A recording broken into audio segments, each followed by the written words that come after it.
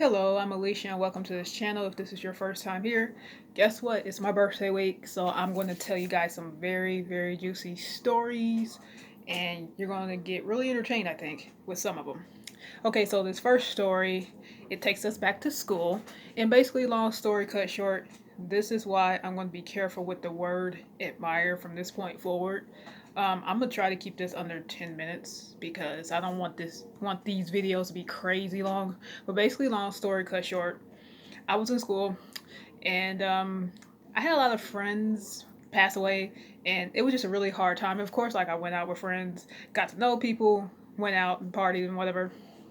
But then I knew these girls from high school, and I thought I wanted to join their sorority house. And knowing them from high school was helpful because part of wanting to belong and wanting to be a part of something bigger than yourself, it's helpful to have people you know. And so we all hung out at Pie Caps. And I will never forget that night. We don't talk anymore. They don't consider me friends. They think I followed them around. But anyway, I will never forget that night because it just made me feel really special. I was in a major that basically was profiling me, stereotyping me. We don't want you in this major type deal. You know, like all them horror stories that you hear about of professors not wanting you to be in the major because of the color of your skin. It was sad. And I was also dealing with like friends passing away. And for once, I finally feel connected with a group of people as a human being. They didn't see me as a light skinned girl. They didn't see me as this black girl trying to overstep her bounds in the hard major. They just saw me as Alesha. And I think, yeah, I did music, so they liked my music as Silky Slick. And to this day, like, I don't know why I Just Want to Chill was such a popular song. It was just an average pop song. So, anyway, I got to know them on a deeper level, got to know some of the other sisters, and even thought about dating a pie cap. But that night, I decided to rush because I was like, I want to be a part of this. I want to be a part of something bigger than myself. I've never had older siblings, being the only child. So I think this was the first time I ever had a glimpse into what being um, having older siblings will feel like. I guess I just wanted to get that feeling of like having somebody I could talk to if I had hard things happen to me. So I ended up registering for Rush, and damn, I got cut like a motherfucker. They didn't want my ass, and I felt really weird because I'm like, damn, like, did I get misled? And of course, some people will say it's great. Some people will say they just didn't want your butt. But anywho, let's just say I just keep the story short, and I just got cut. So I was getting rejected from organizations left and right. I had friends passing away. People in my major didn't want me there. I was getting racially profiled, stereotyped, and all kind of racist things happening to me. So it was just not a good time. And so at this time, I decided to take matters into my own hands because moving forward, like today, like I'm an actress. I travel the world for music and acting, and I have multiple income streams, and that doesn't happen unless you take destiny. You take control of your own situation. Let me reword that. You have to take control of your own destiny. That's the word I'm looking for. That's the saying I'm looking for. So, so back to this situation. Instead of depending on other people, instead of trying out for organizations that just for some crazy ass reason it won't take me in, decide to take matters into my own hands. I'm going to make a fake because I'm not getting into organizations. I can't get involved in things to better myself because every time I try to better myself, I get cut. I really didn't have nobody to turn to. Really didn't have nobody to talk to I could trust. So I said, you know what? I'm gonna try to meet these people that I would have met in these organizations at bars. Made my fake. Ended up going out to bars, and this was like a long time ago. So ended up seeing her at a lot of bars, and I don't know when it started to become stalkerish to her because the way she saw it was, you know, why are you following me around at these bars? What are you doing here? I see you everywhere I am, and I think it's weird. And you got to understand how Purdue works. There's Harry's, there's Jake's, and where else was right across the street at the time. And you have to understand, like, I wasn't getting into nothing at this time, and I was just trying to find a way to socialize with people. I didn't want to just sit in my dorm all day, so I decided to make a fake and go out. And if she didn't like it, that's not my problem. And I've actually talked with lawyers. I said, what constitutes following or stalking people around? Because, hell, I was just trying to find a way to keep all the bad stuff out of my mind. I just had a lot on my mind, and going out to see people at bars made me happy. And you gotta understand, like, she was homecoming queen. She was doing all these cool things, and if she happens to be watching, just because I admired you, it doesn't mean I want to be you. Um, I I've never been a jealous type of person, so I just looked up to you at the time because I just wanted to look up to somebody who was being successful, but eventually make my own way. So I never want to be Sarah the second. I want to be Alesha Peterson the first. So you were a homecoming queen. You got in a sorority that I loved, and everybody liked you. And part of being successful is hanging around people that you want to be like, and then eventually making your own way. Because I'm telling you, in some of the businesses I've done, I hung around people that I want to be like, but eventually made my own way. So I figured the same idea here. But I think she took it the wrong way, and she took it as stalking. And I was going through a lot of painful things. And honestly, after my friends passed away, I could have just used a hug. I mean, even if I didn't get in the sorority, that's fine. You know, I just wish somebody would have hugged me because I was expecting anybody to solve my problems. I just wanted somebody to just say, hey, Alicia, it's going to be okay. And I would eventually figure it out.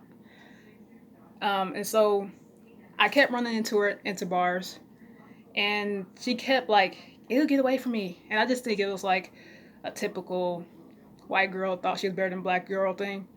She would have to one day respond to say otherwise. Um, and at this point, I'm like, shit, the person that I look up to as my hero doesn't even want me around them. So I'm like, shit, do I stay at home like she suggests? Or am I going to continue to do what I want?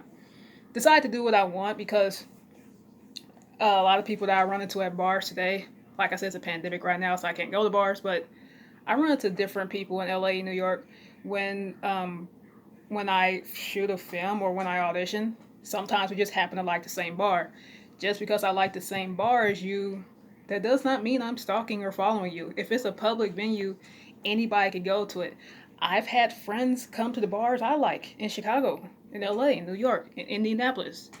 And I'm just happy to see them and happy to hang out with them. I would never say, oh my God, this bitch is stalking me. I mean, that's crazy. And I actually asked some lawyer friends of mine what constitutes stalking or following. And you guys can comment below and let me know what you think. But basically, she said what's cute is following up on somebody on a date, stalker, calling 83 times to follow up on a date after receiving no response. Now, I have to admit, this is kind of like a retreat secret. I like writing letters to tell people how much they mean to me. I would never call anybody 83 times. That is sick. Really fucking sick. I'm not going to tell them all right here, but um, they said what was cute is sending flowers to their workplace.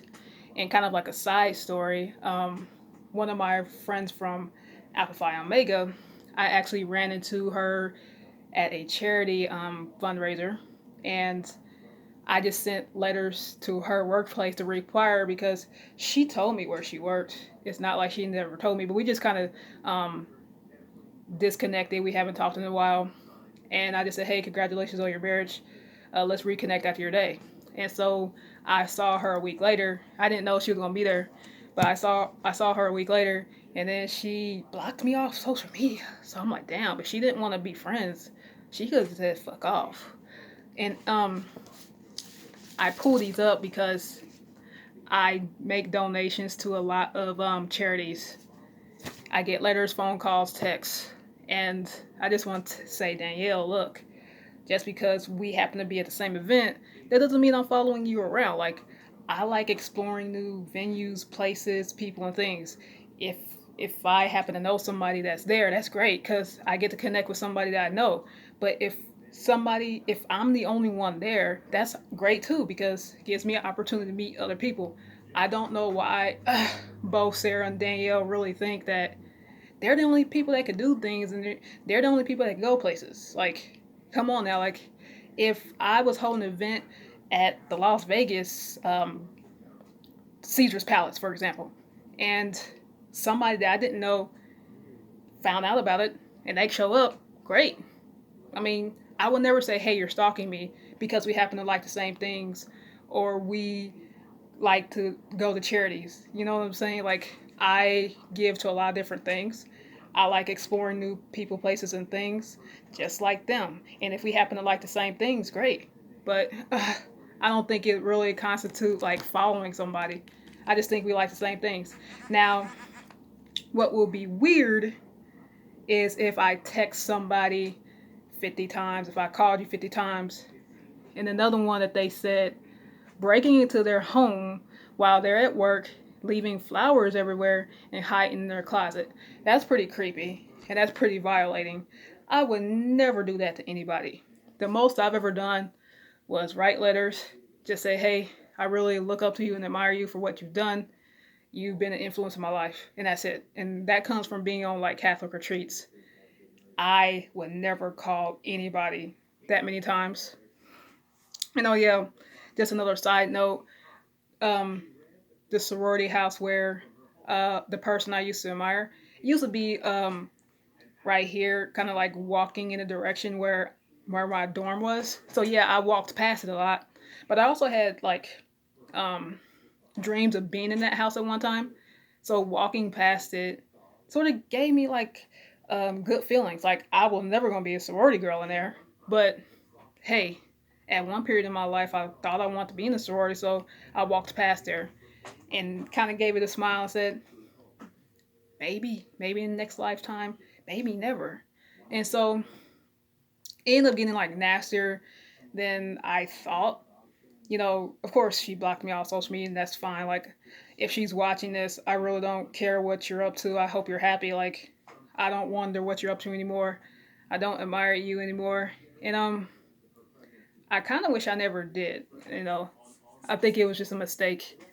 And if I see you out in bars, like I'll wave, but I'll make sure to hightail in the other direction and let you know I don't want to be bothered with you, just like you don't want to be bothered with me. So I had to get that off my chest because I think sometimes people mistake me looking up and admiring them as me wanting to be like them.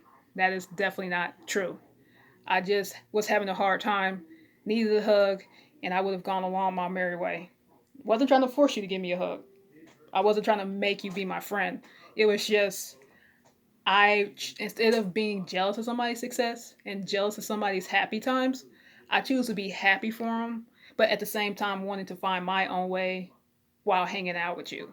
So, and funny thing is, I ran into well, let me take that back. I actually had a chance to film in the sorority house a year after they all graduated. Now it got really interesting because I was taking the acting class, and you had to understand, like, at one point in my life, I wanted to be in this house, and I thought it was really cool to be able to have a peek, seek glance inside the house, and it was a fun project. I mean, it was great, and I get a message from Alex saying, "Oh my God, you shouldn't have posted this on Facebook. You're making our Zeta house look bad." You know, I was non-Greek, but I also know, yeah, I'm not gonna put nothing out there to disrespect your house. Like, hot damn, woman. I thought you knew me better than that. And obviously, it made me realize we weren't really good friends because if you don't take it down, I'm gonna tell the Zeta House, Zeta president about it. I'm like, you're going to have to tell him because I don't give a fuck. I mean, if you were to film a project with Alpha Phi Omega, I wouldn't give a damn.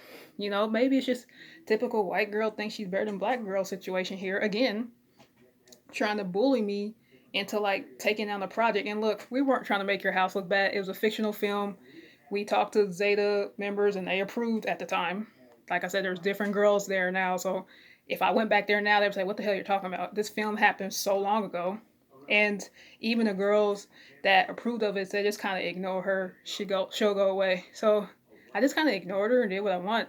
And I kind of blocked her off Facebook. I mean, honestly, like, I thought she was the coolest one of them all. Like, and I'm like, damn.